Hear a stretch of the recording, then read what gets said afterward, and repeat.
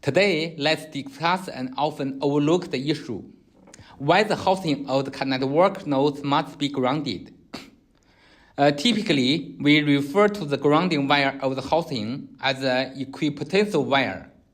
As we all know, equipotential bonding is a key safety measure in EV, but from the perspective of network signal interference, grounding the housing is equally important.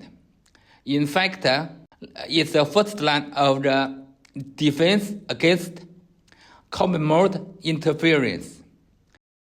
In automobile electronics applications, many engineers have encountered intermittent malfunction that generate CAN network fault codes, such as U-class codes, or even cause model crashes that only recover after a power suicide.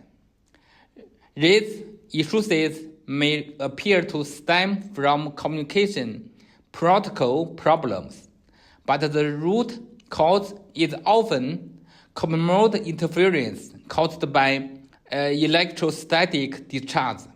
Let's imagine a scenario. Two nodes are communicating over the CAN bus. CAN high and CAN low are transmitting differential signals correctly, and the wiring is compliant. However, an operator carrying several kilowatts of static electricity touches the metal housing of one of the nodes. Instantly, the static charge discharges through the housing, and the discharge current flows into the system via the device's internal ground.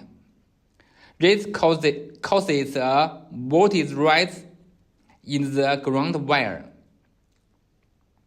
sharply increasing the ground potential of the entire node. At this point, although the differential volt between CAN high and CAN low remains unchanged, both lines have increased voltages relative to ground, creating common mode interference.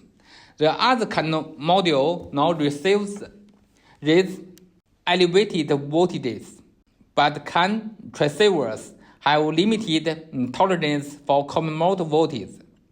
Most chips can only handle positive or negative 12 volt. If this limit is exceeded, communication errors occur. Using an oscilloscope, you'd see the CAN high and CAN low spike simultaneously during ESD, but their difference remains nearly the same.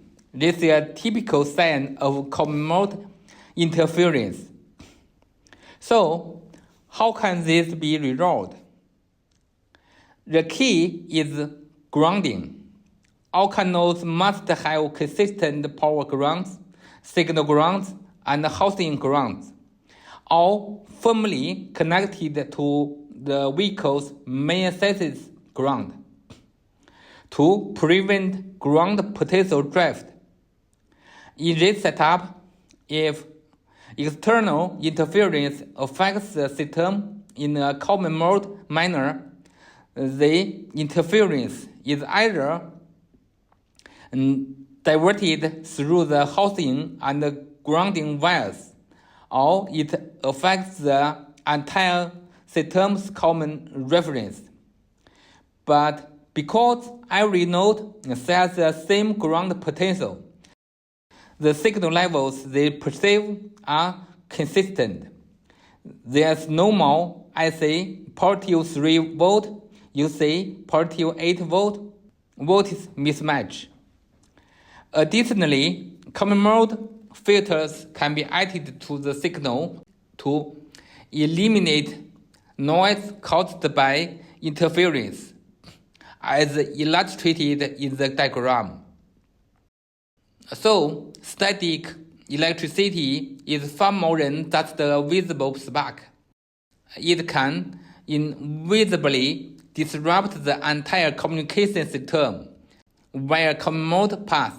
If the grounding of the housing is overlooked, if the most flawless protocol and hardware design could be instantly defeated by a lightning bolt out of nowhere.